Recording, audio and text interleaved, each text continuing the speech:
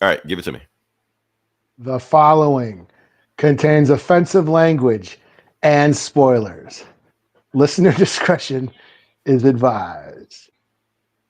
Sha-na-na-na-na-na-na-na. Sha-na-na-na-na. Sha-na-na-na-na-na-na-na. Sha-na-na-na-na. When it's time for change or something rearrange. I don't know. Brady Bunch, y'all. Oh, I thought that's what that was. Okay. Hold on. I completely messed up. My fault. What the hell was I watching? Okay, I will tell you in a second. Welcome back to the Comic Book Bullies Nerds. You bully host Leroy, aka Seminoski, with my co-host. Yeah, this is Eli, aka Aaron Judge Dredd. And yes, that means opening season is back. Okay, so Eli, what I was showing you at the beginning, let's see if I can post it again. I probably can't find it again. Yeah, here we go. Okay, so that's Tom Hiddleston dancing to a cardboard cutout of Agent Captain Carter. Okay, that's what that was. Why? I don't know. Just because it just felt like doing it. I don't know. I guess just happy to be back. I guess I don't know. So yeah, and also shout out to our third co-host, the AI. All hail the Doombot. All hail the Doombot. Okay, one of these days I'm gonna get the AI more integrated into this podcast, but we're not there yet. I started to have a face. But I was like, it will have a talking head. Yeah. Yeah, I'm like, we're not there yet. We're gonna get there, but we're not there yet. Okay. Look like Megan Thee Stallion, just like I wanted. Dr. Doom's head, Megan Thee Stallion's body. That is Eli's perfect fantasy dream. Oh, mercy. Okay. Now, Eli, I'm going to test your knowledge. Like we hadn't been here in 2 weeks. Like I said, different things been going on, but I'm going to test your knowledge, Eli. I want to know how online you are. How online online are you? Like how? Okay. I'm going to post a picture. Okay. And I want to see what comes to mind. Okay. Yeah, I haven't seen that. Okay. I'm going to explain that because that is everywhere right now. But everybody thinking what's going on right now, this is not some sexual shit. At least I don't think it is. Maybe it is in some weird corner of the internet. But yeah. All right. So the thing is, the reason I'm posting that because some viral sensation happened the last 2 weeks we've been gone. About not that. Yeah, I'm sorry. Not that. Oh, damn, I lost it. I can't find it. I'm not gonna play that because I'm playing the music, so I screwed it up. But the point is that does look familiar, but I still don't know what it is though. Okay, the thing is, there's this guy going right now. I can't play it because it's gonna play the music and shit like that on it. But the point is, there's this guy that's out right now that has got this morning routine that he does, where he just bullshits around. He wakes up at 3:00 in the morning, bullshits around, does shit, push-ups, writes one page in the diary. He podcasts like us, and then 9:00 he does other shit. It's weird. It's fascinating, Eli. You gotta watch it. Now the reason I'm talking about this because I just found out that guy went to the same school as me. Oh no shit. Yeah. Like so high school? No, college. Okay. Yeah, he went to Alcorn State University. He went to Alcorn. He played in the football team on there. So I don't know him. He came in years after me. But the point is that he went to that school. I didn't know him. Now he's like some kind of big time influencer. He had like 9 million views of that thing 90 million views of that thing I just showed you. But I can't play it because, we got the footage. 90 million views. Yeah, just on Instagram. I haven't even checked his other stuff. He's probably got him other places also because he threw it everywhere. But yeah, he's all over the place with that. And yeah, he went to my school. So that's why I'm promoting him right now, because the thing is, whenever you do something that get that many views and you go that viral influence, you get copycats. You people following behind you and doing the same stuff you did. So now you got all these other people doing the same stuff he did and doing their morning routines. And you got Logan Paul jumping in on the bandwagon doing it. So no, he originated. So when you see a bunch of copycats, he was the guy that did it. So I'm giving him his credit. So no. Right on. Yeah, and if you're asking us how are we going to film our morning routine, this is our morning routine. This is how late we record this shit. So yes, so the shit he gets up and do it, we're doing right now. So yes, that's it. That's all we're doing right now. So yeah, that's all I want to say, Eli. I just want to promote that. And one thing, we are not sponsored by Saratoga. So okay, that was I don't even know what that is. That's the sparkling water that was in there with the banana. Oh, that's what that was. I thought it was like vodka or some shit. Yo, it's not vodka, it's sparkling water. And the thing, what he doing, he was like dumping his face in it over and over again. Like what? Why? Okay, and that's his breakfast is sparkling water and bananas. I guess I don't know. It's weird. I wish I could show you the video, but I can't show you the video. for the best, probably can't anyway. So yeah. But anyway, can we move to the next part of the podcast? Sure. Okay. All right. Let me see if I can get this thing right here. Because we are all over the place right now. See, this is what happens when we take 2 weeks off, Eli. Yeah, man. Yeah, I get out of sync, but we're back now. All right. So we're gonna go back to your favorite topic. Okay. The box office numbers. Wow. Okay. Yeah, Eli. I got a good one for you right now. Like I said, I don't know if you've been keeping up, but what is the number one movie of the week? It's not Snow White, I hear. What? It's not? It's not a Disney movie. What do we got? What do we got? Oh. Is that the Jason Statham movie? The Jason Statham movie took down Snow White. Okay. Yes, it is well, first good for week them. out. So Snow White was on top for 1 week. Pretty much one of the lowest grossing Disney movies of all time, well, live action or whatever. And then the very next week, Jason Statham came through and kicked his ass. Jason Statham. Now, this is not dissing Snow White. There are so many other podcasts out there shitting on that movie. We don't need to do that. We don't need to go there. And the problem is, a lot of those podcasts look like us doing that. So we need to go down that road. So if y'all wanted to see a podcast shitting on Snow White, there are so many out there. Just throw a rock, you will hit one. Yeah, sorry. I did not see Snow White because I'm a fucking dude. I'm not going to see that shit. Eli, but everybody shitting on it is fucking dudes. For some reason, this movie has pissed off so many 40-year-old white dudes. Bunch of pussies. As usual. This movie makes my pussy hurt. Right. Why are you 40-year-old white dudes boycotting a Disney movie made for little girls? Oh, yeah. Scott 89, 81. What's going on there? But like how you doing? Thanks we're for talking listening. about that, Eli. We're gonna go down that road. We're not here for that. Hey, just out of curiosity, how did Novocaine do? I wanted to see that. I haven't seen that. It's on the list. Hold on. Let me throw the list back up. Let me see. Where is it? I'm sorry. It's down there. Oh yeah, damn, it's like number 10. Oh shit. Well, I want to see that. What's that? Was it the Chosen last stuff?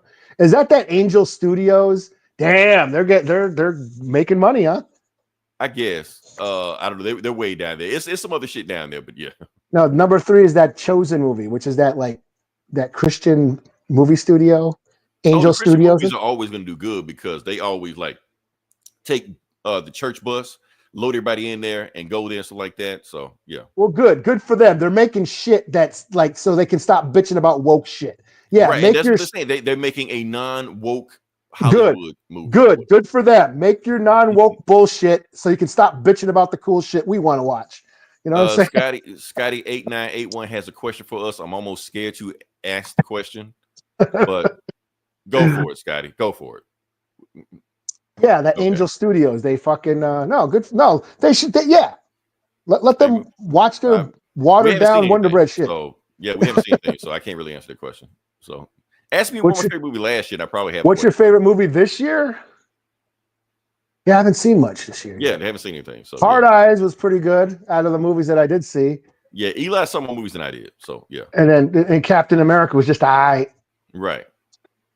When was Venom? Was Venom this year or last year? No, it was last year. But back to Jason Statham. Okay. Because the thing is, Jason Statham, Eli, I don't know how many Jason Statham movies you've seen, but he makes the same fucking movie every time. Yeah. There's his 87th movie where he's doing the same thing all over again. He's playing Jason Statham. He's playing Jason Statham. Jason Statham as Jason Statham. In a Jason Statham movie. In The Mechanic or the Beekeeper or the bike rider or the dog walker. And I think that's what it is, Eli. I think that garbage man video guy for that comedian, I think Jason Statham owes him some money. Because he made Jason Statham go viral with that shit. So yeah, because he pointed out that he played the same movie over and over again. But the point is that he played the same movie and people Jason Statham in The Ballerina. No, there is The Ballerina coming out. The Ballerina John Wick this year. It's coming out this year. Yeah, the Scott 890. That's our favorite movie. Yeah, that probably will be. Or Jason Statham, the river dancer. Yeah, right. So my thing is he could play the same movie over and over and over again and kick Snow White's ass, a Disney movie. a movie of the fraction of what Snow White did. So people aren't sick of Jason Statham. If anything, they love him more. At least it was this week. It was right. So what do we got? I don't can't know tell. what that is. Is that a box of Fruit Loops? I can't. Know. I can't really. Yeah, this sits so small, and I'm not wearing my glasses. I think I don't know how to decipher that. I think. But that's all I got. It's just funny to me that Jason Statham can do the same thing over and over again and take out a big budget Disney movie with him just beating ass and just taking the job. Well, that Disney movie looked like shit. Let's be honest. Can we talk about? Okay, Eli, I didn't want to go there, but let's talk about how shit that movie looked. It does look, even though I know we're grown men, and I know we're not supposed to be shitting on a movie made for girls, but this movie does look like shit. Now let's talk about. Let's go a little bit. Let's go a little bit into it. I mean, I wasn't going to see it anyways because, like I said, I'm a fucking dude. Right. I know we're dudes, but to say why should look like Lord Farquaad? That's all I'm saying. And so it's just weird. Like that's just how we go with. Okay, that's fine. That's all like that. But here's the thing, Eli. Even though I know a bunch of 40-year-old men, white men, are boycotting this movie because of her, because I guess she pissed them off, something like that. That's not what normal people are making fun of the movie about. What normal people are making the fun of the movie about, Gal Gadot, because they're saying that this is the worst performance she's ever made. Think about that for a second. Okay. That's the worst performance Gal Gadot has ever made. So they're on Twitter, Twitter or X or TikTok, whatever like that, just doing videos making fun of her acting in this movie. So that's how you know it's really fun. They went to Snow White to see some Shakespearean dramatic performance. It's Gal Gadot, man. You know how she gets, man. She's the worst actress in a Fast and Furious movie. She's Jason Statham. You're right. Gal Gadot as Gal Gadot. In the Gal Gadot movie. Did you hear the CGI for the doors? Did you hear the theme? I think it meant theater. Yeah. Well, they look like they did look like shit too. They look like shit too. And you know who I blame for that? Peter Dinklage. That's his fault. It is. I'm saying it's his fault. Hold on, like we ain't hiring no real little people for this. Yeah, he told them not to do that. He was like, "Yeah, if you don't hire any, I'm the only person that gets roles." So he basically gatekeeping his own roles. You got a bunch of dwarves that need money, that need acting, they could have hired a role like that. Nah, do this shit. Do CGI. Good for Peter Dinklage. I'll play in Snow White as Prince Charming, motherfucker. Right. I ain't gonna be no dwarf. I'm Peter Dinklage, bitch. But here's the thing, Eli. They were never going to do dwarfs in the movies anyway. What they were going to do was like regular sized people, but they were going to be like different diverse casts. So, like a black lesbian and, a tall, whatever like that. And that's and maybe like 2 or 3 dwarfs. That's what they were going to do. So then they decided to do the shitty CGI, which that looks shitty. Wow. Disney. But it's like you said, the rule of 2, they can only have so many before it becomes an ethnic movie. Exactly. You gotta walk that line. Right. Yeah. So they had a Mexican Snow White and a Jewish queen. Yeah. And that's it. Oh, so that's another thing about it. People are pissed off, because another controversy about the movie, I hate to go there. Because the Snow White actress was supporting Palestine. Yeah. And Gal Gadot was in the original. She's from Israel. Yeah, she was from Israel. Well, they have to. That's like a requirement. That's what they got to do. So that right there, they barely did press with each other. Yeah, we're not going to talk about how Israel is basically Starship Troopers in real life, but it's a touchy subject. We're not going to go there though. We went there way past what we should have did. We weren't going to talk about. We said we weren't going to be those other podcasts, Eli. Hey, well, at least we're not bitching about the color of their skin. Right. Let's everybody else. Let them do that. So yeah. That's for everybody who went and saw the Chosen movie. Right. And Jason Statham. But yeah, the Jason Statham movie. There you go. White boy kicking ass. That's they, making cinema great again. That's what put butts in the seats. So yeah. Oh man. All right. Can we talk about what we came to talk about? Sure. Yeah, okay. Yeah. I didn't know we were going here.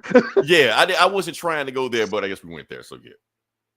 Last time we're going there. I don't want to talk about that movie ever again. So so now we're here for the Avengers Doomsday cast announcement. So they had a lot of cast announcement. Like everybody under the sun, you think like, yeah, you're in the movie, you're in the movie, you're in the movie. I bet you people were getting called in the movie. They didn't know they was in the movie. Like shit, I'm in it.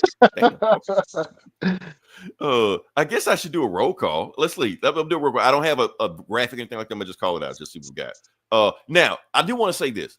The cast I can get the roll call going. I can get no, you can start, and then I'll get the names up, and I'll fill you in if you missed anybody. Oh, I've already got it. Oh, you got it. Oh, look at you. Yeah. The rest of it is fast. shaking off, Eli. All right. The Jaws. Oh no, I'm sorry. Oh, sorry. damn! There we go. Okay, And let's. Okay. Fuck, man. Damn. Okay. We don't, and that's the thing. We don't know if you support Palestine or if you're a Nazi. Yeah, we don't know. Look, I stay out of this shit, but yeah, I know you pick one side, you getting in trouble. So yeah, there we go. Yeah. All right. Anyway, announcement of Doomsday Cast. Okay, so I'm going here. Let's go. Let's see how far you go. Okay, so we got Chris Hemsworth. I'm gonna just say the names of the characters. I don't give a fuck about the real people. Thor. Yep. Captain America, but Sam Wilson. Okay. Anthony Mackie. I'll say that one. So yeah. Sue Storm, the new one. Vanessa Kirby or whatever. Vanessa Kirby. Okay. Yeah. Paul Rudd as Ant-Man. Eli's favorite actor. Yeah, there you go. There you go. Florence Pugh as Black Widow. I'm not saying that Russian shit. So yeah. All right. Wyatt Russell is John Walker, my boy. All right. Namor. I don't know his real name. Now here's my thing. Didn't he get in the sex scandal last year? Something. I heard something, but then they got dismissed or something. I don't know. Funny how Disney can do that when they want to. Yeah. We're not gonna go there. That's not what we're here for. So yeah. Yeah. Maybe it's not like Namor is the biggest villain they were gonna sell the whole franchise. That is true. Yeah. Which we'll talk about some other shit later on too. Yes. All right. So Simu Liu, Shang-Chi, he's back. Yeah. Don't tell China. So there you go. Bucky as Bucky. I'm sorry. Sebastian Stan as Bucky Barnes, aka the Winter Soldier, aka the White Wolf. So yeah. Letitia Wright as Black Panther. I know a lot of people are upset about that. I know the recast of Child people are upset about that. A lot of people were confused about the end of Wakanda Forever. She's still the Black Panther. She didn't give up the role. So yeah, for people that didn't watch the movie, so yes, she is very much still Black Panther. What we got? Ebon Moss Baccarat. You know the guy, the Thing. Yeah, Benjamin J. Grimm, aka the Thing. Okay, yeah. Shit's a lot of people. Okay. Kelsey Grammer's back as Beast. So, aka Dr. Hank McCoy. Lewis Pullman as Sentry. So, Sentry's going to be in Thunderbolts. I know they never said his name in the trailers or announcements or commercials like that. That's who he's playing. We know who he is because we recognize that. They're not hiding it very well, but they wanted to be a surprise when you watch the Thunderbolts movie. If you watch the Thunderbolts movie. Danny Ramirez as Falcon. The second Falcon. Okay. Second Falcon. The second Falcon, yeah. Joseph Quinn as Johnny Storm, aka the Human Torch. Okay. David Harbour as the Red Guardian. Okay. Mm-hmm. Winston Duke as M'Baku. He's back. Now, M'Baku is the king of Wakanda as of this point. Mm-hmm. So for people that didn't understand, because I got into an argument about the end of Wakanda Forever because people for some reason didn't understand it. M'Baku became the king of Wakanda. Shuri stayed Black Panther. You can be two different. You can be one or the other. They can be separate. It's if the king chooses to be that. That's what it is. So, but yeah. Hannah John Kamen as Ghost. Okay. Now, here's a funny thing, Eli. The Thunderbolts movie. I think Marvel actually spoiled the ending of Thunderbolts because they named everybody in that movie coming back for Avengers Doomsday except one person. Oh, Taskmaster. really? Yeah. Oh, okay. They didn't announce Taskmaster. So that's kind of letting people know what's going on with that. So yeah. I didn't like that version of Taskmaster anyway, so they can do what they want to. I'm Eli, we try not to be one of those podcasts, but we keep being those podcasts. That's the thing. They keep pulling us back in. Anyway, yo boy, Tom Hiddleston. As Loki. I want that exact scene in the movie. Okay. Okay, now it's getting good. Patrick Stewart as Charles Xavier, aka Professor X. Oh shit. Yeah. Also, Ian McKellen as Magneto. Ain't both of these motherfuckers 90? Something like that. Close to it. Fuck it. They're getting up there. If Marvel pulls up the truck, you come back. Oh, now this is shocker right here. Alan Cumming as Nightcrawler. Okay. I did not expect him to come back. So yeah. Rebecca Romaine as Mystique. Now here's the thing. I watched some old X-Men movies for research purposes. And I saw Rebecca Romaine come out as Mystique, especially like part 2. Yeah. She was basically like butt ass naked and body paint, shit like that. We know. It makes you wonder how to get away with that, you know. But my thing is that is she going to do that in this new movie? Isn't she like 60 or some shit? Does she still got it? I don't know. Maybe she does. If she's 60 and still looks like that, like she did then, hell, hey, Demi Moore in Substance, thicker. Man, she looked banging in Substance. Hell, I'll take it if she's a little bit thicker. I'll take that. I'm sorry, I'm putting myself out there. I'll put my business out there. My fault. Anyway, let's get there. Hold this now, crazy one. Okay. He's one of okay. Oh, it's that time of water. Okay. Okay. Remind me not to click those. Okay. That time of night. Okay. What else we got? Now this is a crazy one. James Marsden is Cyclops. They killed him, brought him back. So yeah. So hey, did we talk about Paradise? We did not talk about Paradise. Eventually we will. We're not gonna talk about it tonight. I will say this: he's ready Paradise. He was good in Paradise. Yeah. So okay. Oh, and Channing Tatum is Gambit. I'm like, no shit. Okay. I guess. All right. And Pedro Pascal as Mr. Fantastic, aka Reed Richards. And last but not least, Robert Downey Jr. is Dr. Doom. So yeah. So that's the cast. That is all the cast we got right now. But here's the thing. So Robert Downey Jr. in the Instagram comments, and I did clip it and post it, and I didn't save it to post on here. But he basically said, he asked the Russos, is that it? And the Russos said, no, we got more people coming. So this isn't everybody. More people are coming. Because you got a lot of people, even though I named a whole bunch of people, there's a whole bunch of people I didn't name also. Brie Larson is Captain Marvel. Doctor Strange, Cumberbatch. Pender. Oh, is he going to be in it? No. Yeah. Monica Rambeau, who they left in the X-Men universe. Damn it. Yeah. So you got all the X-Men showing up and she ain't there. So yeah. Some more people to name also. I can't remember. But the whole point is a bunch of people. Spider-Man. Yeah, I noticed. Did notice him. Or the Guardian. None of the Guardians and shit. None of the Guardian. None of the Eternals. Oh, wow, okay. Son of a bitch. So you're going to have the cute Black Widow show up with her pew-pew guns and shit like that to fight Dr. Doom some shit. But meanwhile, you got 10 godlike immortal aliens over here just chilling, not doing shit. So that's smart. Okay. I get it. Only 12 people watch the movie, but damn, you think they'd be helpful for this movie. That's all. All right. Oh, that's all I got. That's all I got. Like I said, that's the announcement. They come out with one announcement. We're going to go from that one. But that's it. Overall, the announcement, and people are complaining about, oh, it's just a big ass cameo fest. This game gonna have a story and shit like that. Have y'all been keeping up with Marvel? That's all Marvel is. What are their top 3 movies after 2020? What is it? Deadpool and Wolverine. Yeah. Spider-Man, No Way Home. Yeah. And Doctor Strange, Multiverse of Madness. Are they all just no story cameo fest and multiverse shit? Yes, all 3 of them are. So that's you have pretty much what Marvel you thinking that's what you want. Pretty much. You are to blame for that shit.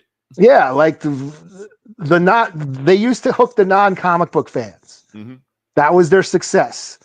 The MCU, those first 20 movies or whatever, the first phases of MCU movies were all movies that got people who never read comics into these comic book characters. Right. And after that, after Endgame, all the non-comic book fans didn't give a shit anymore. Right. So then all they had left was us shitty asshole, whiny motherfucking comic book fan. Right. And this is what we get now. No way, right? they hate everything. Do nothing but complain all the time about everything. Except Jason Statham. We love Jason Statham. Yeah. Yeah. So that's what we get, But even so, like, I mean, I'm not gonna complain. Yeah, it was a 5-hour thing. You know what was funny when you sent me that link? Because I heard they're gonna announce the cast, and then you sent me that link, and I clicked on it, and it said it had been on for like 3 hours or some shit. Yes, so, that's what I'm saying. It was on 5. It was a 5-hour live stream. Yeah, and I didn't know what was going on. I just saw some chairs. I was okay, and I thought it was a countdown. I thought they were going to count down to the announcements because I remember when I was awake for when they did the Fantastic Four, and they did like a couple hour countdown, and then at like 8:00 in the morning or whatever, then they had the trailer reveal, and they brought out the cast, and they had an interview for an hour. So I thought it was going to be something like that. I didn't know it was just like slow motion chairs for 5 hours. Right. So here's what I did. Yeah. Like I said, I didn't watch the 5-hour live stream. I had shit to do. I was at work when I did it. What I did, I popped in every now and then. Okay, you got a new chair. Okay, it's a new chair. And it was kind of like every hour or some shit like that, or 30 minutes, some shit like that was a new chair. So I just updated when that happened. That's all. But no, I didn't sit there and just watch the whole thing. People were like, man, you some kind of psycho to watch this shit for 5 hours. I didn't watch it for 5 hours, man. So for people to think I did that. So yeah. But it is cute that like Marvel is trying to rekindle the romance or something, or get the hype going. Well, that's the thing, Eli. We are already in the nostalgia phase. Yeah, already. Yeah, that's like, quick. Because it took Star Wars like 30 years before they got into the nostalgia phase. Like basically, Marvel got there in like 10 years, 15 years maybe. So yeah, so we're already there. So it's crazy. And did it get? Well, I don't know how hyped I am. I mean, I'm a little. For me, I just wish there was new X-Men. That's, I guess, that's all it is. They got to get these guys out the way first. Yeah, but I thought they did. I mean, Patrick Stewart died. He died in Logan, man. He'll die again. He died in Doctor Strange. They'll kill him off again. He's Kenny from South Park. Don't give a fuck. Yeah. I was just hoping for new X-Men. You know, like, I went for new shit. You know, that's the thing about Deadpool is it like made fun of the multiverse shit. You know, it like was just poked fun at everything. Like, this is stupid, and we know it's stupid. And Deadpool's like telling you the whole fucking movie, this shit is dumb. Let's be done with it. But at the same time, they're only saying that so they can get away with it, because it was a multiverse movie in itself. Yeah. He was basically making fun of, making a parody of the same sins the other movies he's accusing movies of doing. Yeah, and so we'll see. All I know is just hurry up, Doom. Create the new battle world and become God Doom, and reset the universe. Let's be done with the multiverse shit, so we can move on to something else. Right. Move on. Shit. Yeah, shit. Or maybe don't do anything. Just chill. Let DC take over. So yeah. What the fuck? Who's that? Is that the cops? What the fuck was that? Oh no, that was. I can't say the name, because if I say the name, it'll wake up again. So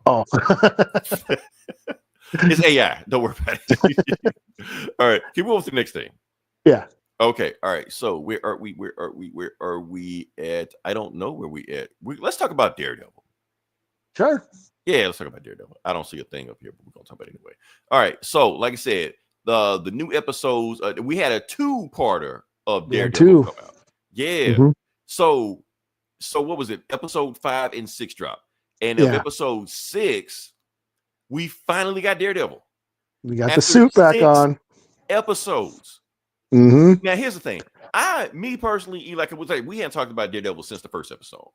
But me personally, I have been enjoying Matt Murdock SVU for the most part.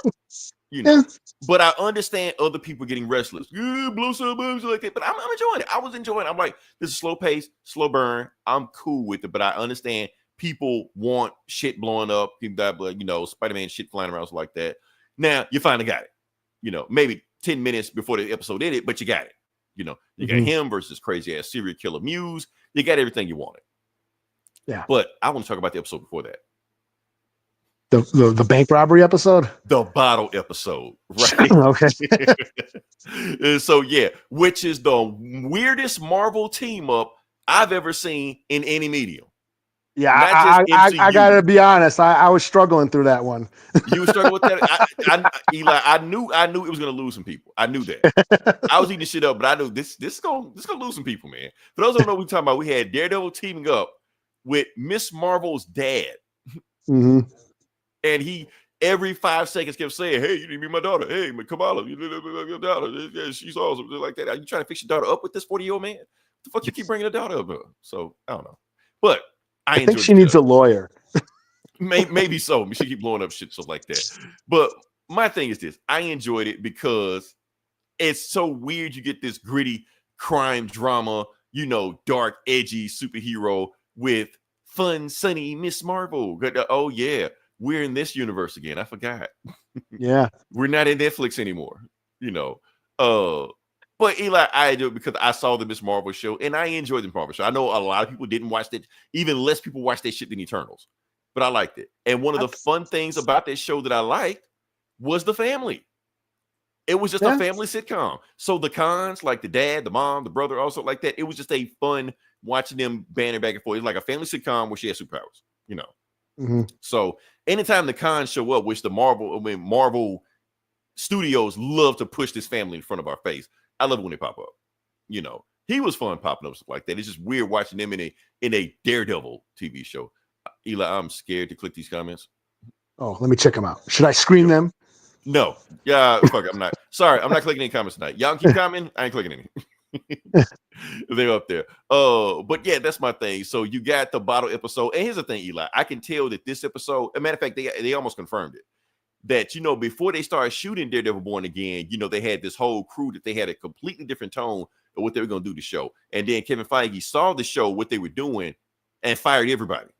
Like, start this shit from scratch. No, I think this was one of the shows that survived, one of the episodes that survived.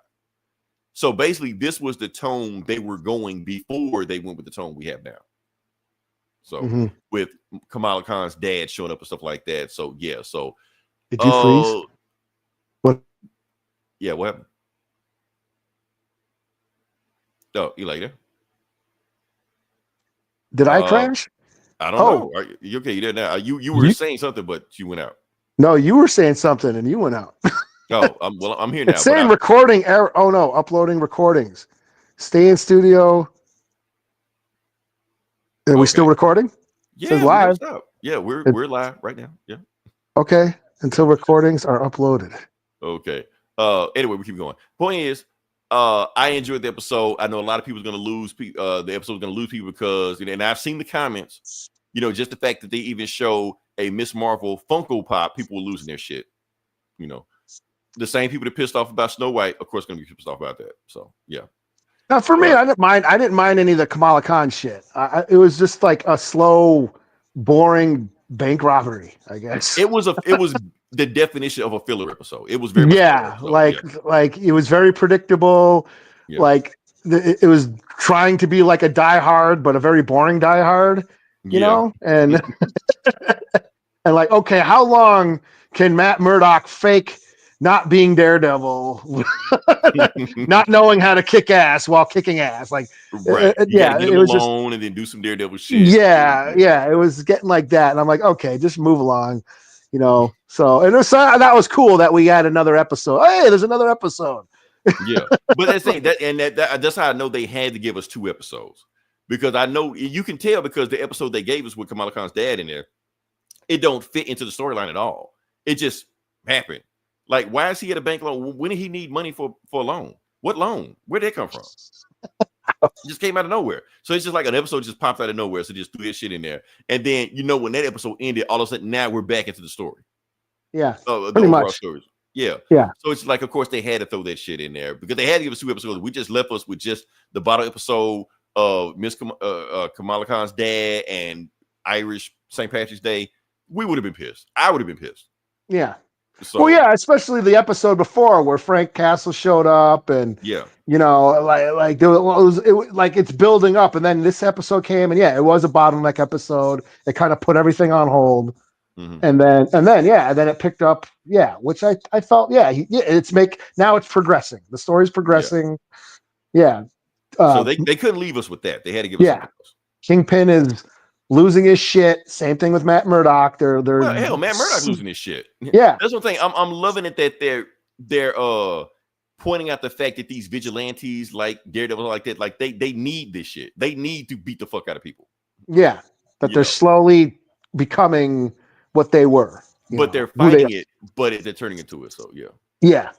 So I'm enjoying it, man. So like I said, I know a lot of people. So I know some people that like drop the show. Oh, there's a point because Well, Daredevil hadn't shown up in 6 episodes. Yeah, and we knew this, and we said this the first episode. Like, oh yeah, that was the old Netflix show. I don't think so, Eli. I don't think the old episodes, the old Netflix, like, yeah, but I don't would think they say went 6 episodes without Daredevil. Yeah, but he didn't get like his regular suit till the end of the first season. Yeah, he was in like he had a suit. He had a suit, but yeah, he wasn't. Yeah, he didn't do shit for the last 6 episodes. Yeah, it was just yeah. So that I felt like that was different. That was a little change. So yeah. All right. So that's all I gotta say. We can move on past that. What else we got here? I can't see any of that. I'm gonna just click on some stuff and we'll just see how it goes. Oh, this. Okay. Now we was off last 2 weeks, so I'm gonna briefly talk about this. We're gonna talk about Invincible. Okay. Now, all I'm gonna say is, did the season finale deliver? That's all I'm gonna say. Did it deliver? I think it did, Eli. Yes, in my opinion, it delivered.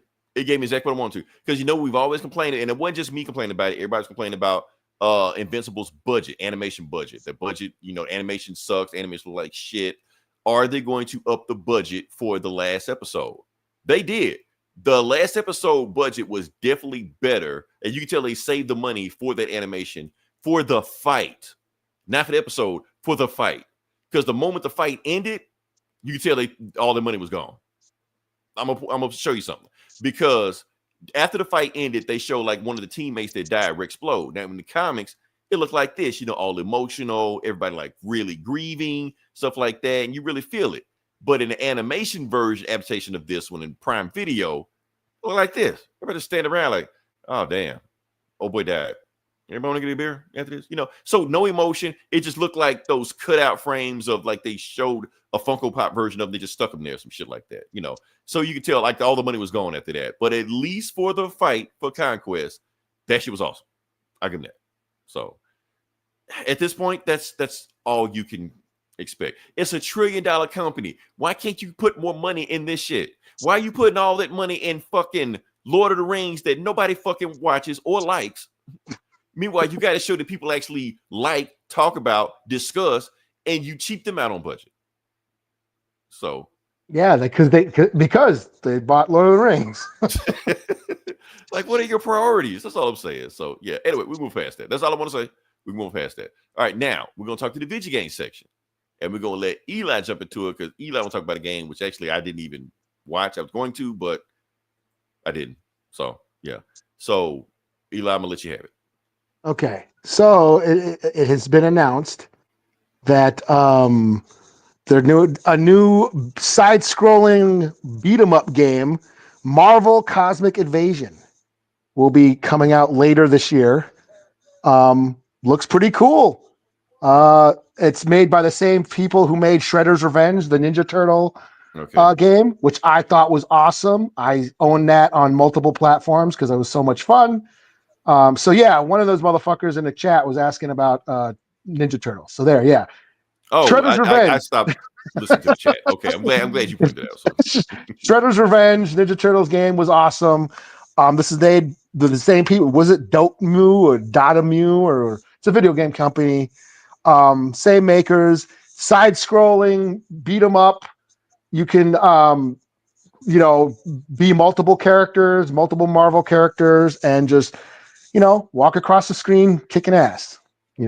Looks like a lot of fun, and I've been into these like ever since Streets of Rage 4. That's been my shit. So I've been on this old school side-scrolling beat 'em up video game trend these past 5, 6, 7, 8 years. Is it a trend? I guess so. Yeah. Yeah. So I mean, it just looks like a lot of fun. Graphics looks cool, and it's coming out later this year. So yeah, I'm excited. I'm still waiting on that G.I. Joe game that was supposed to come out last year that never came out yet. Same thing. It's still gonna be a thing. It's still supposed to be coming out. And then they also announced that Terminator game, side-scrolling Terminator game, which looks cool too. So but this Marvel game looks dope. Supposed to come out on everything: Xbox, the PlayStation, Switch, Steam, PC, all that shit. So yeah, that's all I got. Cool looking game. Okay. All right. Hold up. We got to click something, Eli. It's a band topic, but we got to talk about it. I wasn't going to talk about it, but one of the comments I will. He loves Will Smith. Sorry about that. Will Smith just dropped the album out this week. Oh, yeah? No shit. I was going to review it on here, but I was like, should I? Nah, I shouldn't. I'll briefly talk about it. What's Will Smith got to say these days? Exactly. That's my whole point. So, yeah. So, Will Smith brought a new album out. Honestly, album sucks. So, yeah. But I'm going to go a little detail about it. I think there's about 1 or 2 songs on there that may get some radio plays like that. Here's the thing. The album feels like a bunch of very pop, rap, commercial, studio, movie trailer type shit that you may see on a movie trailer, some shit like that, or you may see like in a stadium or a football game. Maybe it'll get played there. That's all I can think about. Will that shit get played in my car? Fuck no. You are not getting in my car and say, hey, man, put that Will Smith on. No. I'm tossing your ass out with that Will Smith CD. Shit ain't getting played. But that's Will Smith, though. That's like, or should is it actually Will Smith or is it the Fresh Prince? I guess it's the same guy. I don't know what the fuck it is. Point is, I listen to it, I'm just like, why am I riding around listening to Will Smith, man? This shit don't even feel right, man. Put some other shit in, man. That's the whole thing I'm like, but I'm trying to like listen to it and be like, and the thing is, like, the beats aren't bad, the hooks aren't bad, it's just him. That's all it is. It's just I don't want to listen to Will Smith. That's all. So that's all my thing. And I guess it's okay, but let's talk about his bars. And that's the thing. Like the bars aren't bad. They're very superficial, but they're not bad. They're not horrible. Like, it is coming out of Will Smith's mouth. This thing. Any jewel he dropped? Any advice? Anything? Actually, yeah, I think again, like the Rave in the Wasteland was about basically dancing through pain and shit like that. He got some jewels in this like that. It's kind of uplifting, inspirational. It's just that I don't want to hear him say it. That's all. I don't want to listen to a Will Smith album. Like, let me put in some other shit, anything else other than this. That's all. Okay. So it's like it was a good gimmick experiment to listen to. It's like, no. So that's why you haven't heard anybody talk about the new Will Smith album. So yeah. I haven't heard it except you.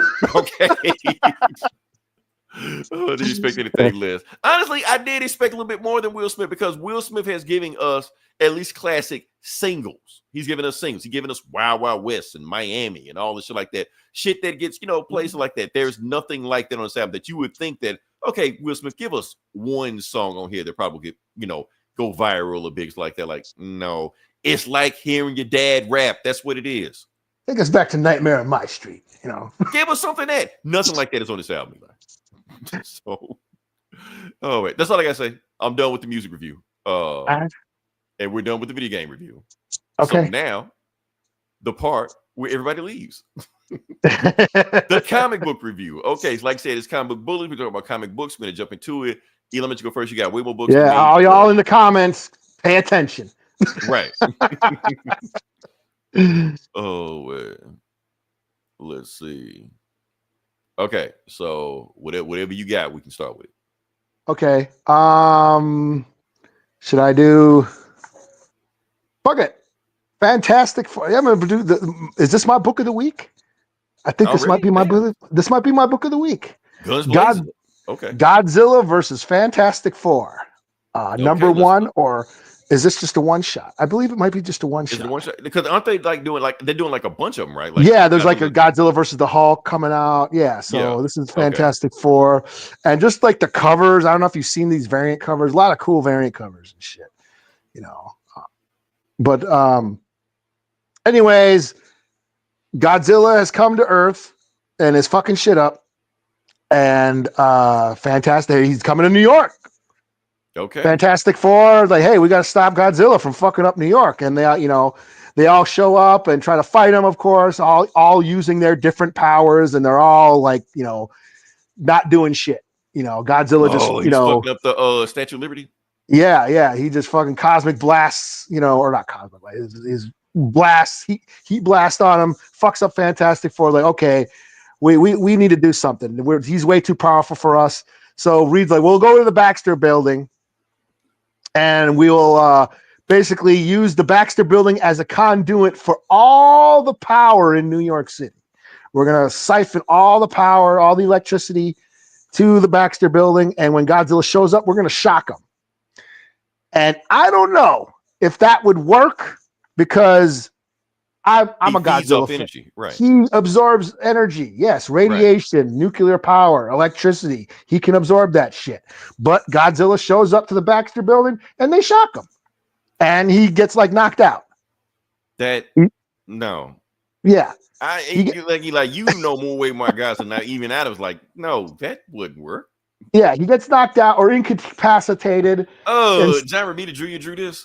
Yeah, he did. I just could tell, but I just tell. No. Yeah, you're not. Yeah, you don't seem to. Whatever it is about John Romita Jr. One day we're gonna have a discussion on your disapproval of John Romita Jr. Whatever. Like, as soon as I saw that, I'm like, no, man, I was interested in this. Now I'm not. Okay. But anyway, so while he's incapacitated, Ghidorah shows up, or Ghidorah, the three-headed dragon, King Ghidorah, Godzilla's greatest foe. He's a giant kaiju monster that just goes around the galaxy, destroying worlds. Shows up to Earth, and they're like, "Oh shit, who the fuck is this guy?" You know. But right as Ghidorah shows up to start fucking up New York, Silver Surfer shows up. Well, damn. Okay. And Silver Surfer's like, "Hey, this is Ghidorah, and Ghidra's gonna fuck up this planet because since I'm no longer the Herald of Galactus, Galactus has hired Ghidorah to be the new Herald. Damn. So Ghidorah is Galactus's herald, who is searching the galaxy, just like Silver Surfer, finding worlds for Galactus to devour. So Silver Surfer's like, hey man, we got to get Godzilla back up because he's the only one who can like defend Earth against Ghidorah. So Silver Surfer basically transfers a bunch of cosmic power into Godzilla and revives him. So now we got cosmic powered Godzilla, which probably sounds cool to a bunch of noobs, but we've had Space Godzilla. So he's had space powers before. But anyways, now he's got Silver Surfer powers, and Ghidorah and Godzilla fight. Of course, Godzilla whoops his ass, sends him packing. And okay. Now that Ghidra's been defeated, hopefully that'll distract Galactus and he'll go find some other world. So that's kind of where it ends. So it was just a lot of fun. I don't like it on cliffhanger, but I mean, it was a lot of fun. You know, my only issue was the whole, him getting shocked by electricity. You know what would have been cool? Is that? Because this is what I learned from you as far as Godzilla story. What if Reed built an oxygen destroyer? They mentioned that. He actually mentions the oxygen destroyer in the comic and shit, and how he would have loved. What's that guy's name again? The guy who invented it. I would have loved to have met that guy. You know. But yeah. So cool. The oxygen destroyer exists in this universe. They know about it. Okay. Yeah, they refer to it. Reed talks about it and stuff. So it was it was just a fun, Marvel team up, what if story, it was just dumb, stupid fun, So cool. Yeah, I'll give it a 4 out of 5. My only issue was the whole electricity thing, and that's just me being a actually nerd, Right. But other than that, it was a lot of fun. Ghidorah being Galactus's herald was like, oh shit, that was dope. I never knew I needed that. Rise, so herald. Yeah, so that was pretty cool. I think I saw you post a scan. I was like, okay, what the hell going on in this book? Yeah. Okay. All right. Yeah. So on me. Okay. So the first book I'm going to do is Batman 158. Okay. Yeah. Do you know what's so special about this book, Eli? I do not.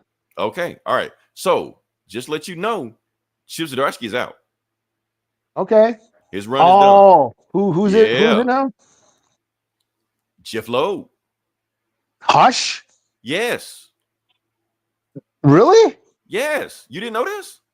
I saw Batman Hush. I thought it was like a new Hush story or something, like a new one-off Hush. Really? No, it's in the main continuity book. Yes, it's this. Okay. Well, then I didn't read it. I did not know that. I thought this was like another series. Like, there's 1,000 Batman books every month. Right, and they just pop up every day. Batman, werewolf, Batman, alien, all this shit like that. Another offshoot of the Hush story. Yeah, I did not know that. Okay, so to give you some background, what's going on? So Chip Zdarsky run is over. It's done. It wrapped up. Last issue. It's done. I don't know what the hell happened to it. And be honest with you, reading this book, I don't even think Jeff Loeb knew what happened in that book. Like, he just started fresh, going in, don't care. This is run. This is what he's doing. And yes, Jim Lee is drawing this book. Okay. Yeah. So I thought this was just a cash. I thought this was just a cash grab. Yeah. I really didn't know that. Yeah. Yeah. So, and like I said, the last Hush run was 12 issues. They was in it for the long haul. Like that was a run. That was a Batman run. Yeah. Well, that was Jim Lee coming into DC. That was Jim Lee drawn Batman or just DC characters. For the first time. So I don't know if this is another 12 issue thing and they're in it for the long haul, but we'll see. Okay. Yeah. So yes. So this is Hush 2. Funny thing about it, they've already done a Hush 2. They did Heart of Hush, but since Jeff Loeb didn't do that one, he's gonna pretend like it didn't exist. So there you go. So you literally can just jump in this book and don't know shit about anything other than Hush. That's it. So yeah.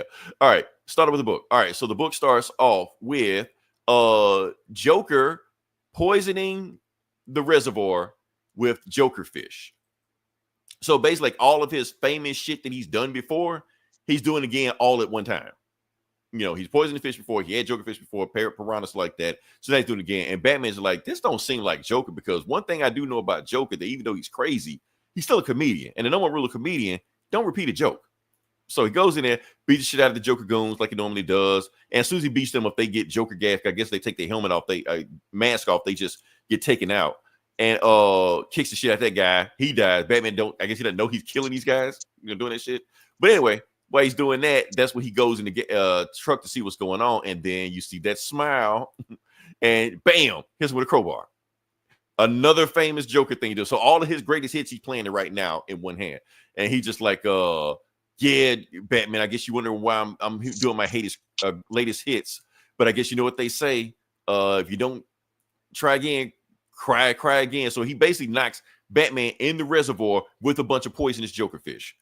And they just chomp at his ass, But like I said, he's got bat armor. Like I said, he fell from space and this shit, stuff like that. So it's going to be hard for Piranha to E3 his shit. But they're doing a damn good job of doing it. But one of them get close to his cow. His cow has self-defense things to it. So you either like spill out gas or it electrocutes anybody come near him. But since he's underwater, he shocks the fish and himself.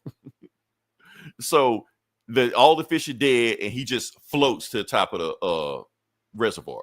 Meanwhile, this helicopter sees who he is, and you see a woman in green swimming towards him. We'll come back to it later on. Right now, Joker gets away. And he gets caught by Spider-Man? Yeah, no. Actually, this big motherfucker. Yeah. So I think they really wanted you to think it was Spider-Man. So yeah. All right. So you got this big motherfucker grabbing him. And he just, I don't know if he whispers or says something to him, but anyway, all you hear is on your knees. And it's so loud, Joker's ears start bleeding. So he's down to the ground. And dude just grabs him off and just leaves. Only thing left is Joker's shoe left behind him. And meanwhile, who's standing over it, whispering in a hush-like dialogue? Yeah, obviously. So now we cut to the clock tower. Oh, by the way, I meant a lot of people are confused about what's going on right now. This is in current time. This is not like a flashback or old story. This is happening right now. This is in current DC time. So yeah. So Batgirl and Nightwing, you probably can see Nightwing's right there, upside down, shit like that. He's basically saying somebody hacked her and she can't look into the city to see what's going on. So they're seeing what's going on, like, who's good enough to hack you, And meanwhile, the woman that rescued Batman is reviving her, and he's thinking to himself, is this Selena? Did she rescue me? It's not Selena. It is Mira? Nope. Bam. Talia al Ghul. Okay. His baby mama. Yeah. So Batman is just like, Talia, what are you doing? How did you know to find me? He's like, I found you the same way they find you. And she's just like, I'm here to see my son, Damien, I'm here to see my son. But at the same time, I am trying to make sure that his father doesn't die on my watch also. Because the thing is, a lot of people look up to you, Bruce. So the more people that look up to you, the more people are disappointed in you when you fail. And then she just gets in the helicopter and just flies off. Will it be the last of Talia? Who knows? And he's asking, Talia, where's Joker? And she don't care. She's all. So anyway, Joker has been kidnapped by Hush, and he's still whispering all this bullshit about Joker and stuff like that. And he clamps this like saw-like device, like in a Saw movie, to his and like cranks it up and like opens up his jaw. And he's just like, let's play a game, Joker. And so he spins them like on those things, like on Wheel of Fortune. It's like, what? Not Wheel of Fortune. Price is Right. Like on Price is Right. Spins them. And then takes some knives and like throws them. Bam, bam, bam. Throw. He was like, yeah, everything I threw at you, I hit I hit some vital arteries on the inside of you. So you're dying, but slowly. You may last 3 hours. You may last a day. I don't really know. And the only thing that could really save you is if you yell out and scream. But I can't have you doing it. Oh, and the guy that kidnapped you, the Spider-Man big motherfucker look like it, his name is Silence. But he speaks when he needs to. So since I can't have you screaming past a Hush, Joker, we're gonna take care of that. And he cranks that shit up in his jaw so hard, bam, cracks his jaw. So can't say anything. So and basically Hush like, now we wait. Back at the Batcave. So now, like I said, it's a Hush comic. So Batman got to have a new suit. So his last suit was fucked up. Now he's got his new suit. So little changes. We'll go over later on what's going on right now. But anyway, he's got to do some detective shit. Who took the Joker? So he knows the Joker's left because the only thing that was left at the crime scene. Oh, and Batgirl and Nightwing are back on there. He's like, hey, Bruce, where you been? We've been trying to get contact with you. Like, we can't do this. We've been compromised because obviously he knows somebody knows the hell going on if they've been hacked on one time before. So the Bat family is out. No Bat family in this comic, or probably in this run. But he took Joker's shoe and he's analyzing it, doing detective shit like that. He's like, okay, I see some sawdust on here. I see some animal shit on the bottom of his shoe. Obviously, there's only one place it could be. The circus must be in town, but since there's no circus in town, he must be at Amusement Mile. His current hideout that he's always in back in the Killing Joke. He's analyzing, he sees footsteps and shit. He sees the ticket booth where, like a doll of Gordon been there. And he walks in and all you see is bam, lights, and he gets blinded. Lights, camera, and a bunch of guns pop up. Action. They start shooting him and shit, but he can't see. He's blind.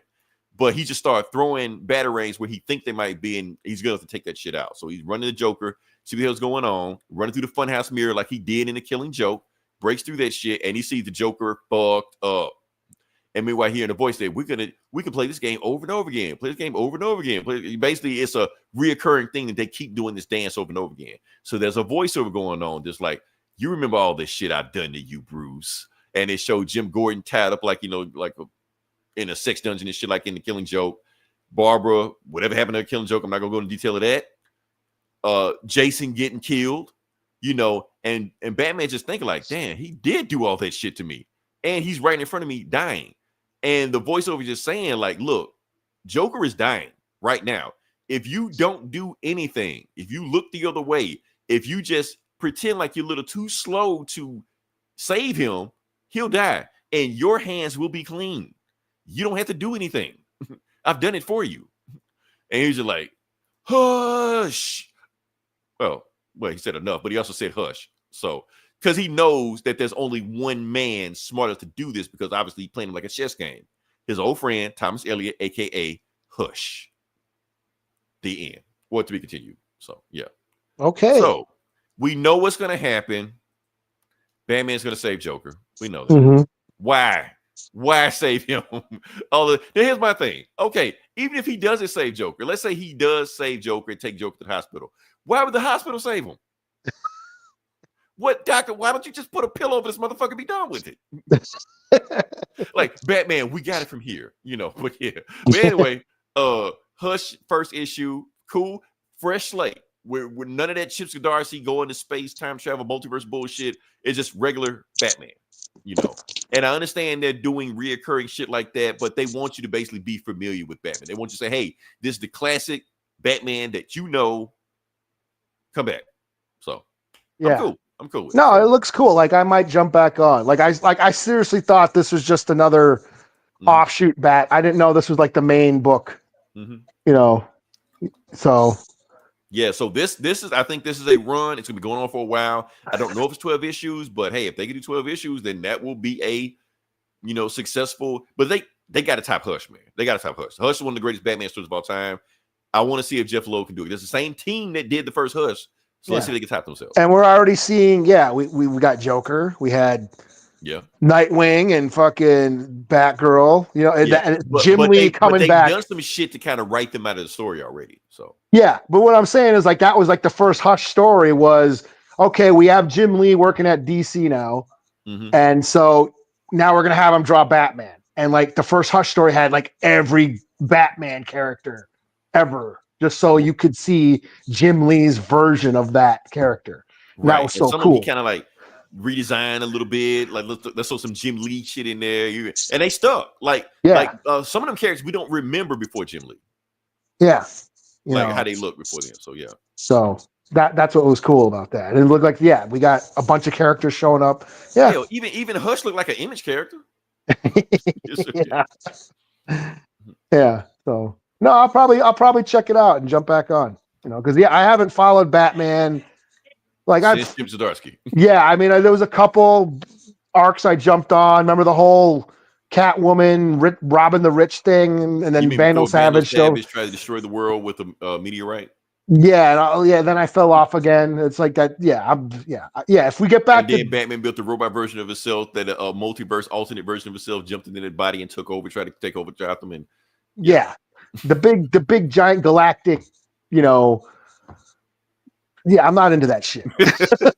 let's take it back to Gotham. Now, the balls on Chip Zdarsky even trying that shit. I applaud him for trying that shit, but come on, man. Yeah, I'm more of the gritty detective Batman, not the brave and the bold shit. and that's why I applaud Chip Zdarsky, because I did feel like he was going a little Silver Agey with that shit. But I was just like, I mean, it had its moments here and there. Yeah, him coming to space with using his underwear as a face mask to protect him from space. It was, right. But yeah, give me gritty street level shit. Yeah, that's how I like my Batman. All right, so let's see how this goes. So, all right, what you got next? I will do absolute. Here, give me a second, real quick. Let me close the door. You kind of already told you gotta spoil the lead what you're gonna have. So I'm gonna get set up then. Okay, so this is you kind of let it slip what you were doing anyway. But Absolute Wonder Woman number 6. Is it my book of the week? This might be my book of the week. Is every book your book of the week? It might be. Oh, I'm gonna let you know something. Tom King's run ends today. His Wonder Woman run on Wonder Woman. Okay, it's done. Yeah. Okay. Yeah. Nobody's reading that shit. We just reading this. So this is the Absolute Wonder Woman. This is was it Kelly Thompson? Mm-hmm. And this is a new artist. Who did this? What's the name? Do? Mattia Del Iluis. Whoever this artist is, they're awesome. Mattia Del Iluis or something like that. I'm sorry if I'm butchering their name, but new artist on I don't know if it's going to be a new artist going forward, because the artist before was good too. But just this issue, as it might be, I think this might be like a standalone little arc to set up for the next one. But this is Lady or the Tiger, part 1 of 2. So this is just a 2 issue story arc. Little palate cleanser. So this is Absolute Wonder Woman. This is the Absolute Universe where Darkseid has reset the universe and made dark versions of all the DC characters. And so far, Absolute Wonder Woman is probably my favorite, out of the Absolute Universe. This version of Diana has grown up in hell. She was taught magic by Circe and then escaped hell. And this is a new artist, right? Yeah, new artist. I know you just said that, but okay, yeah. Yeah, the art is awesome. Yeah, that's what I'm saying. Yeah. I like the last artist, but this one just jumps out. Yeah, this one's and it's only 2 issues. So whoever this is, like I said, Mattia De Alusa, however you say it, sorry. Cool shit. Yeah. But so she escaped hell, came to Earth, fought giant kaijus and shit, and then got sucked back to hell. And by Hades. Hades dragged her back to hell. And there she is. She's standing in front of Hades' throne and is like, how the fuck did you escape hell? You know? And she's like, I use magic. And it's like, what's all this shit you got? You know, and she has to take off all her weaponry, and it's like that lasso, what's it called? The lasso of the red lasso. Mm-hmm.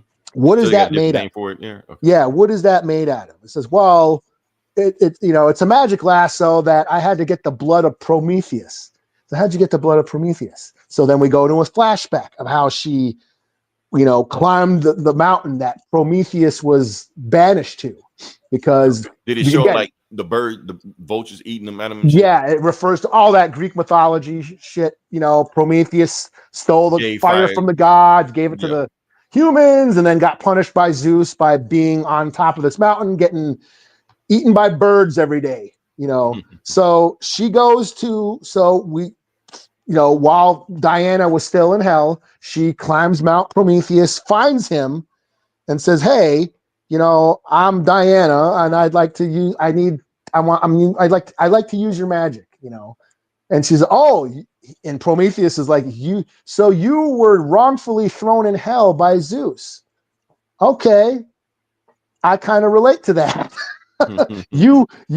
because you pity mankind, I relate to that. I did the same shit to me, so he does. She lets him cut off his fingertip because Prometheus is like a giant. So she uses her giant axe, cuts off like a piece of his fingertip, and then she uses his blood for the lasso. Mm-hmm. And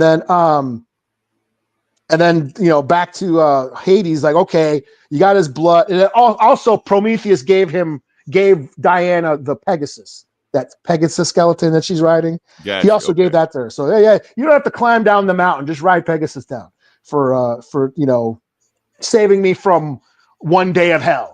Since I sit here for eternity getting eaten by birds every day, you gave me something. You were breaking the monotony, so I give this to you. And he gives her Pegasus. So then we go back to Hades. Like, okay, you got the blood. What else is in that? It's not just blood. What else is in that lasso? So, it's the venom of a basilisk. Those giant snake dragons. So I had to kill one because while I was in hell, Zeus kept sending these giant basilisk monsters to kill me. So I had to fight them all the time. So one day I fought a giant snake dragon, killed it, and took its venom, and that's what I got in my lasso too. It's like, well, you got, and that's the thing is Hades, he's really sexist and shit. That's some shit how a woman was able, has done all this shit, to escape me, and putting her down because she's a woman and shit. Okay, well, since I can't bargain with you anymore, I just to let you know, your mother's not dead like you thought she was. I got her in the back here. And so Hades has Circe all chained up, and then it says to be continued. So this was dope. This is Clash of the Titans. Now, let me ask you this. Have they announced who her father is in this universe yet? I don't believe so. It's not okay. It's not ringing any bells, no. Okay, let me give you some bullshit coming up. Okay. So, like, we know about Zeus in the movies and in the New 52 and shit like that, Zeus or fathers like that. However, in the Justice League Unlimited cartoon, Hades was her father. Okay. So I'm trying to see if they go in, especially since you're saying she been trapped in hell and all the shit like that. Trying to see if they going like that. Like, did Hades do something with her mother since she got her chained up in hell already anyway? Like, they're gonna do something with that. So maybe. I don't know. Maybe. Yeah. So I'd like to see that if they go that route with it. That's all. Yeah, but like I said, this is probably my favorite out of the absolute characters. Mm-hmm. Superman's been cool, Batman's been cool. What else? You're not reading Absolute Martian Manhunter? I did read that actually.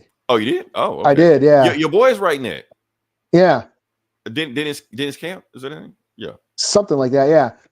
Yeah, so I was thinking like, I wonder how is this, but it's like I was wondering if you were going to read it because I'm, you're more well versed in DC I'm than not I am. sold on Ultimate Martian. I'm not that big a Martian Manhunter fan.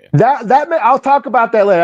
I'll do my honorable mentions. There was a lot of books this week. It was a lot of books this week. Yeah. So, but other than that, this is like, I'll give this this was great. I'm going to give it a 5 out of 5. This was cool. The art was cool. This continues. The Absolute Wonder Woman series continues to be dope every month. Like every month I read this, I'm like, holy shit, this is awesome. So yeah, this might be my book of the week. Yeah, I'll give it. This will be my book of the week, and not Godzilla versus Fantastic. Okay, so it's slightly edges. Just because of that electricity shit. Okay. All right. So my last book I'm going to do. Like I said, I didn't do a whole lot of books. I'm sorry, I couldn't get them. But I'm going to do. Where are you? Teenage Mutant Ninja Turtles and Naruto number 3. Oh no, shit! That dropped too. Okay. Yeah. Boom. I don't know how long ago. It's been a long time for the last book in this book. I always forget these are a thing until they come out again. Yeah, they taking a sweet time with this book, but I'm gonna keep on to it. Like I said, we're checking out Ninja Turtles, Team 7, anime, comics, manga, whatever you want to do, it's all together. So yeah, let's give it. Let's go to it, see what we got. All right. So the book starts off with they are in the Big Apple Village. Now, keep in mind, there's a difference between New York and the Big Apple Village because, like I said, the Statue of Liberty is in the middle of the city holding a shuriken. So that's how you know it's not really New York, but it's close enough to be New York, So they go jumping through there, and basically they are on. So the Ninja Turtles and Team 7 are on a ninja mission. And we're going to find out what ninja mission they got going on. Basically saying, you see the lights, you see the sights. Now let's see the sights. What anyway, Raphael tells Michelangelo, what I tell you about rapping? You're like, man, come on, man. You don't want to hear the ninja rap? Go ninja, go. But anyway, we're about to go into the mission. I want everybody to say the words that I told you to say, Team 7. So let's do it. And you know what they say? Cowabunga. So they in there. So yeah. So basically they dodging through the mission, shit like that, jumping. That's just awesome, man. This is what I'm loving about this book, man. Just ninja shit. And they finally jump when they go through the people don't even seeing because they ninjaing all through the city and shit, So they finally get to where they're supposed to go to, and they see the Foot Clan, harassing people. And then Ninja Turtle just said, before we finish our mission, let's hop down there and beat shit out these guys. Team 7, stay here. This won't take us long. And Team 7 like, should we go help? And they see the Foot Clan getting the shit beat out, and they're like, nah, they got this. So now that they've done that, now they complete their ninja mission. And the ninja mission is pizza. They came to get pizza.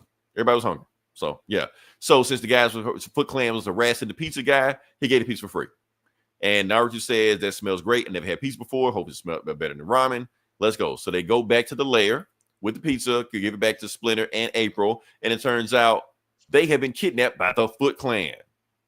And that's when we get Oroko Saki is basically saying how, oh, yes, the rat and the reporter are here. And you finally doing exactly what I want to. And Rat said, you'll never get away with this, Shredder. Like, I already did. Whatever. Anyway, April gets to the point basically saying, like, look, we know the reason why we're still alive. You're using us, 1, for bait, and 2, you need me to decipher Baxter Stockman scrolls. And Shredder's just like, you're half right. Yes, I do need you for bait for the totals. But I don't need you to decipher the scroll for Baxter Stockman. And he takes the scroll from April and chops it in half because it turns out the ooze is already in there. So he doesn't need to recreate the ooze. The ooze is already there. She's like, what the fuck? She's like, what are you doing? What, you think I wanted Baxter Stockman to make more of this ooze? That's why I had my Foot Clan kill him. I don't want a whole bunch of ninja army running around here. That'd be complete chaos.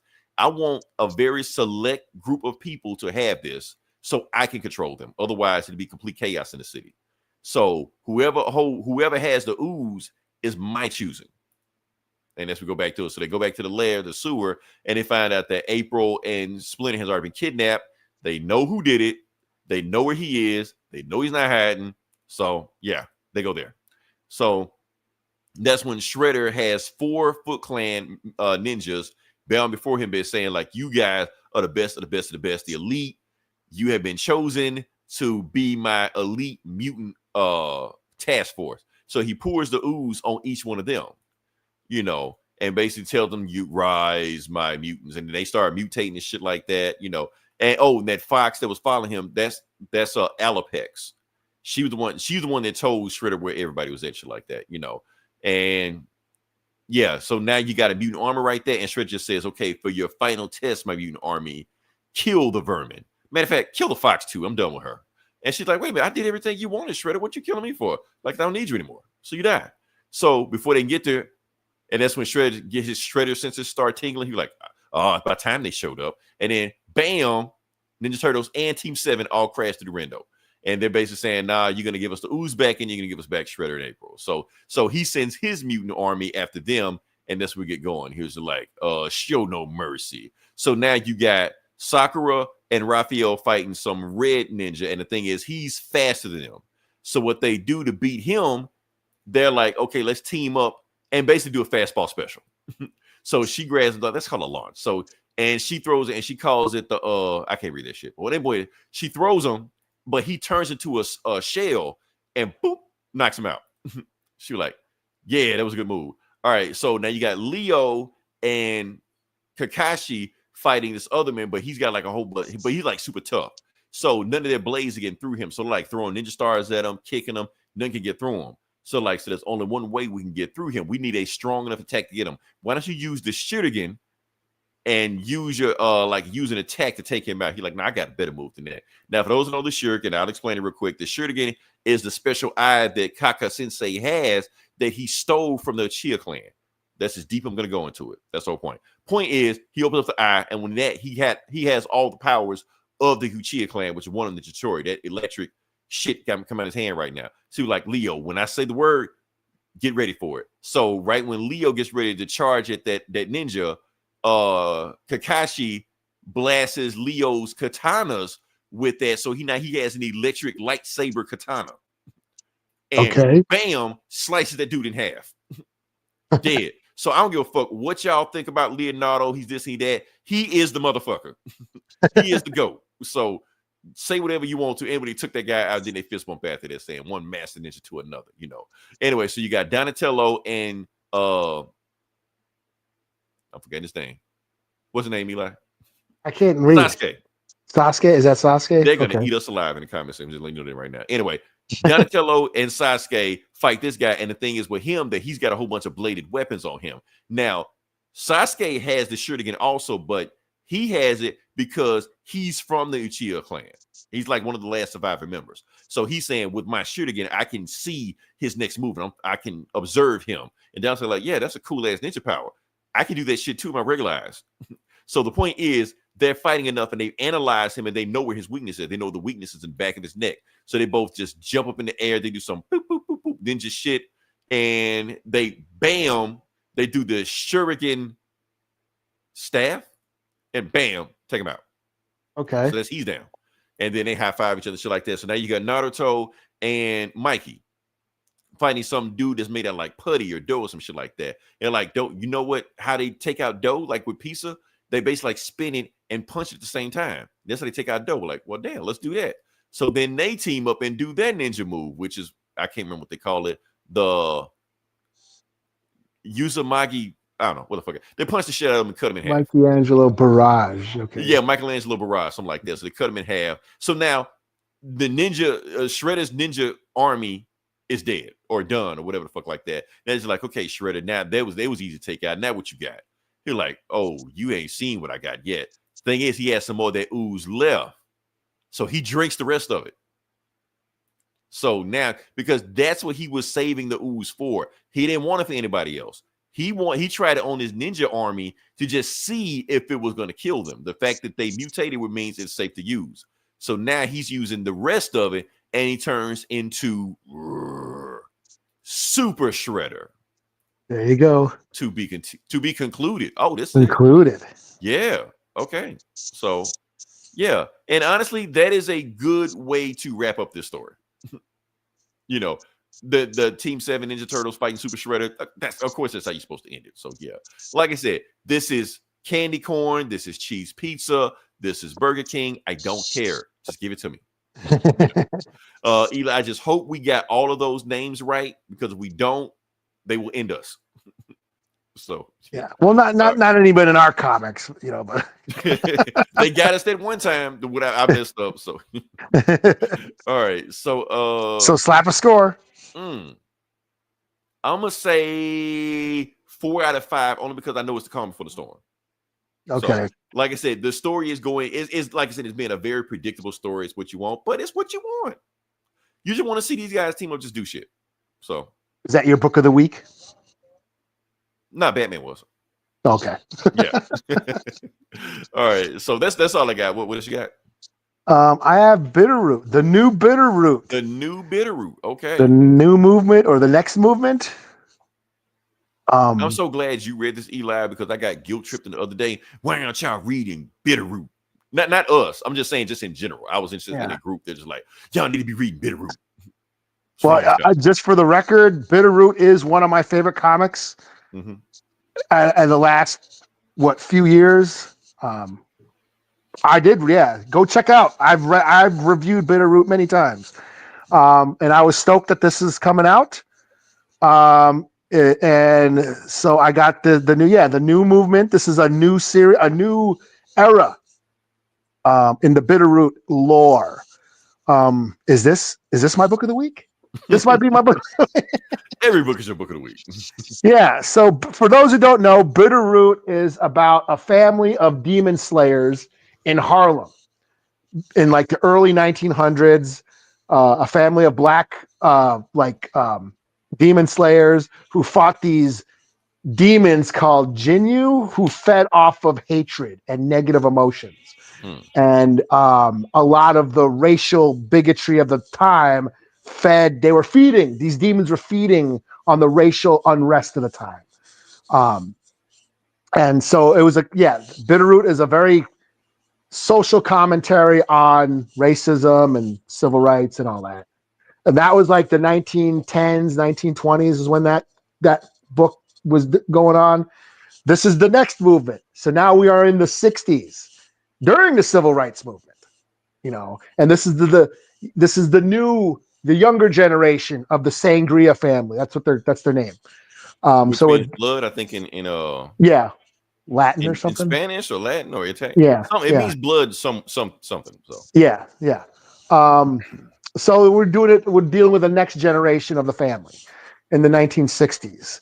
So this opens up with a busload of freedom riders getting killed by some demon. And 3 of them go missing. So the FBI is called in to investigate. And of course, the local police. This is in Mississippi. So I don't know. So they go from Harlem to Mississippi. Okay. Did they say what's the town? What was it? Not Ketchikan, Alaska, but Ketchikan. You may think it may be made up, but Mississippi has some weird ass names down here. Well, Ketchikan County. What? Okay, I've never heard of Ketchikan. Well, oh Jesus! Right, like McFly. But this is written by like fucking Dave Walker and and Sanford Green. Yeah. But I was thinking of Ketchikan, Alaska. That's like that's a native word in Alaska. Okay. So Ketchikan. And plus, there's a lot of Choctaw down in Mississippi, so a lot of names down there are like Choctaw. Yeah. Well, do you have the first page? Oh, let me go back. I think I do. I do. Let me see. Is it on the first page? Yeah. Okay. Right there. Okay. Oh. Yeah, that's exactly what you said it was. Okay. Was it 1964? 64. So this is a little bit past regular Bitterroot. Yeah, this is like the next generation. Okay, yeah, the first series like in the 20s, 1910s, 20s after the First World War, and then this one is in the 60s. They're in like the civil rights. So like I said, this is a busload of freedom riders going through Mississippi in the 60s. Mm-hmm. They get pulled over by some cops. The cops turn out to be demons and kill everybody on the bus. Downtown. So yeah, they kill everybody on the bus. FBI comes in. Of course, they're getting resistance from the local police. And then we go to Harlem, where the Sangria family are like, "Hey, we gotta go investigate. There's some shit going on down in Mississippi. We better go check it out." And they're talking about how they're saying the FBI is like, they had this task force. They're saying the Jinyu no longer exist. And they're trying to say that it didn't happen, that it's just lore, like it's myth. It's just myth now. Like, right. that's they buried the history. Yeah, like it wasn't demons, it was patriots. Right. It wasn't a massacre, it was a riot. All this it was. They didn't storm a government building, they were like touring it. Right. So that's what they're saying about these demons, that they no longer exist, blah blah blah blah blah. They have no need for the family anymore. But anyways, they send a couple of the family members, like they were children in the first series, and now they're grown up. They go down there, and they basically they go looking for, like, because there's three survivors, three people that they never found.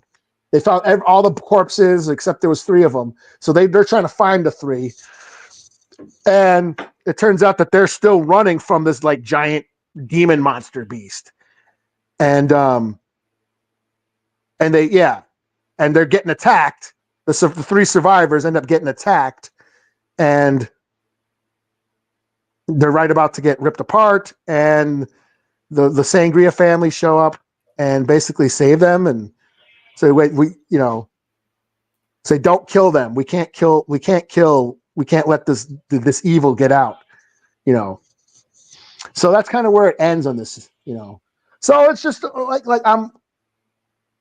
this is like using social political commentary and telling it through a horror story, and that's what I dig about this series, especially when like the first series came out, like in like 2020, 2019, when the Black Lives Matter movement was first going on. And so it was really like current events. It was dealing with current events. Mm-hmm. And I feel like this series returning right now is like perfect timing again. Right. It's the right time. So yeah. Yeah. So the whole how they're dealing with, the FBI and the local police, and how they're trying to get things done, but they have all this like pushback from, officials. The official agencies are like, no, there's nothing going on. We don't need to do anything. We're not going to acknowledge that there's a problem.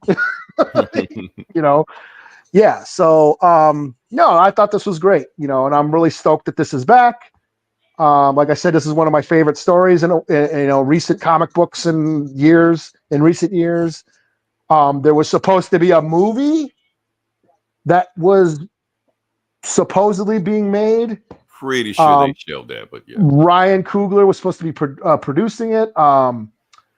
What's her face was going to direct it. Regina King, yeah. Regina King was going to direct it. Michael B. Jordan was supposed to be in it, I believe. But then there's this movie Sinners coming out about the vampires in the South. So I'm wondering if it got turned into that. That's exactly what they did. They turned it into that, so they got to pay rights. Yeah. So, which is sad because this is a really good story. Right. This is a really cool universe, and the weaponry they use like these steampunk weaponry mixed with like magic, cool shit, So yeah, this is another 5 out of 5. I really dug on this. It was really cool to read this, especially what's going on right now. It was very, very refreshing and like, wow, this is great. So, all right. So what is your book of the week?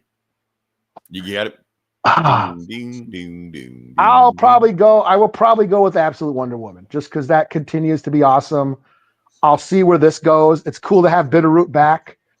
I was just really excited. For National Women's Month. Huh? National Women's Month. This last day of the National Women's Month. Oh, is it? Oh, yeah. See, what do I know? See, you woke by accident. It's just in my DNA, yo. Right. But yeah, I was like really like I read that. That was like Bitterroot was one of the last books I read this week, and I was just like, wow, that was awesome. Because it's hard to like because Bitterroot ran for like 12. How that went on for a while. Yeah. It was over 12 issues. That went on for like maybe 16, 8, maybe 20-ish. It went on. There was several story arcs of Bitterroot that first run. So I left. I'll check this new Bitterroot out, thinking, who will it be still? Will still be cool, and it was. So it was cool that it's still relevant and it's still a cool story, So yeah, and I wish there'd be more native comics like this, Yeah. I mean, but you review some cool ass native comics on here too. That Kill Columbus. Yeah, the Earth, there's a few Earth Drivers, Brutal Nature, but it'd be cool to have more of them instead of just shit that comes out in November, Right. Like you're saying, with the Hordy and the Echo has godlike powers, but they don't do anything. They're just like Avengers sidekicks. They don't do anything for like the native community. Where's Hordy for Avengers Doomsday? Yeah. She's basically Superman, Right. Like Superman is like a symbol of hope. Like you have this native character who's got Superman-like powers. Like what that means to the native community, they like, come on, man, give that character to somebody who knows what they're doing. They put all that money into that character, and then when the big movie comes out, nothing. And she's chasing Loki through the multiverse, and flying spapeships, Yeah. So yeah, wishful thinking. And we'll see how it goes. So and actually get like writers, like native writers that want to work in comics. Instead of not one you hire just for publicity. Yeah, your token celebrity writers. And hey, Taboo is all good, but he's already got a job. Right. Does he? I mean, when's the last time you heard a Taboo song? Yeah, that's what I'm saying. He does other things. There's a bunch of native nerds out there who want to do this shit. Right. Give them a crack. Like that guy. Shameless plug. Yeah. So no, this was great. I'm stoked to have this story back. I'm glad it's back, and I still hope they make a movie. It's not looking good, man. With that, everybody you said was working on this movie is working on another movie coming out in 2 weeks. That's the exact same movie. And there hasn't been any talk of this movie in years. Well, I think Regina King left Hollywood. Yeah. Where has she been? Yeah. I think she had a tragedy, family tragedy. Like she just left. She just fuck it. So. Oh, I did not know that. I know she directed that Sam Cooke movie or whatever. Yeah, I think it was the last thing she did. So yeah. So. But no, everybody check out Bitterroot. It's a great story. It's horror. It's a cool horror story if you're into like Evil Dead and Blade, and then it mixes politics and history and cool shit. So definitely check it out. Any other books you got or? Well, I can go to my honorable mentions. Okay. Yeah, I did read that Martian Manhunter. So how was that? Because it sounded weird when I first started reading. It is weird, but it's weirdly cool. Like it's like, that's why I wish you read it because you're more well versed in DC lore than I am. But they're in this weird universe where all the rules are thrown out the window. Yeah, well, it's the absolute universe. Like for instance, when I started reading it, Martian Manhunter was smoking. I'm like, what the fuck? He can't do that. Like fire is his weakness, and he's just like, fuck it, And he's absolutely I mean, he's an FBI agent named John Jones, and he gets caught in a blast. He's investigating a terrorist bombing, and he gets caught in a blast, like a bomb. So I'm wondering if he has amnesia and doesn't know who he is. And he's having all these weird visions, and that's where the art style and the colors come in. Because this is a very weird looking, the layouts and the colors. It's a really cool looking book. Yeah. And it feels like a David Lynch movie or whatever, or some Grant Morrison shit, Okay. But yeah, in the regular DC universe, John Jones is a cop and all this shit like that. So yeah. But yeah, so that was pretty cool. I read Ultimate Spider-Man, still continues to be dope. He did come out, yeah. Okay. He fought Sandman this month, pretty cool. Okay. Wolverine's Revenge, I believe, came to it. The final issue came out Okay. where he fights Colossus' son. Colossus's son. Yeah. And ended up going to hell and taking over hell. So we got Wolverine in hell. Okay. And what else did I read? I feel like there was another DC book in there. That Weapon X-Men. I'm not, man. I think I'm going to drop that. Yeah, I read the first issue and I was like, because Thunderbird's in it. Again, I'm trying to practice what I preach. Read it's Thunderbird is in the new Weapon of X-Men. So book. Thunderbird is back. They didn't kill him off after the whole Krakoa thing? I guess not. Okay. And I guess it's a tie-in to this whole, one world under Doom thing. He was like in Latveria. They all go to Latveria because something's going on. But then Deadpool betrays the team and kidnaps Wolverine. Of course. And Baron von Strucker is doing experiments on Wolverine, stealing his DNA to create Wolverine robots again. So that old story. Okay. But Thunderbird ain't doing shit. He's just kind of in the background and says a couple of lines and he ain't doing shit. So I don't know. But it's reminding me why I never got into Deadpool comics. Like, I love the movies, but reading his dialogue is, goddamn, it's a slog.